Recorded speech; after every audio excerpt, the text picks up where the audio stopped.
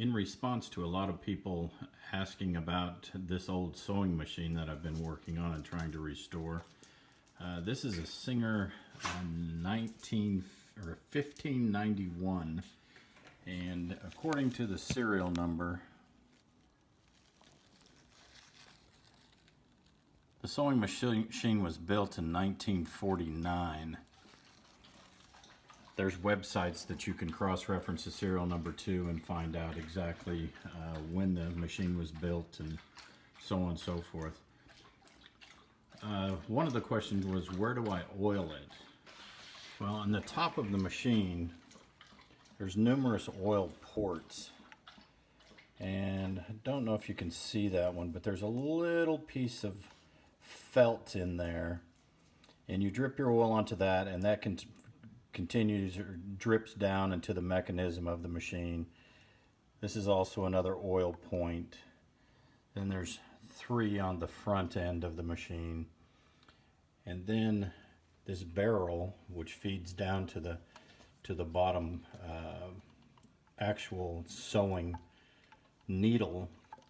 It also has this small piece of felt.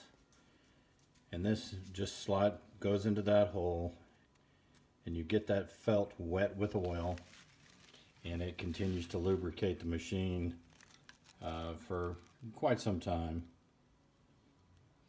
Doesn't take a lot, and that looks like a lot of oil right now, but it's soaking into that felt, so it will continue to dissipate down the barrel as the machine sews. And as you can see, I just turned the feed wheel, and it pulled that oil down into the cylinder. So that'll keep that oiled and nice and quiet.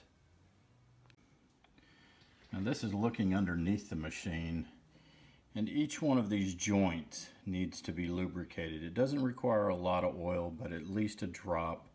And in some cases you can see where there's an actual oil hole that follows all the way down and into this mechanism down here. Anything that is metal to metal or metal to bushing needs to have some type of lubrication on it. Just 1 drop will do it. This is your bobbin housing and holds the lower thread. Oil points around this are mainly right around this area here, where the blade actually rides up against this casting. Outside of that, there's not a whole lot of other lubrication needed. Just be cautious, don't over lubricate it, because you don't want the oils and everything making contact with fabric and so on. In reference to breaking thread, which has been mentioned, and how difficult it is to understand why thread breaks, this one little screw on the bobbin case actually controls your thread tension for the lower thread. And the only way to really do this and understand it is to feed your thread into the bobbin.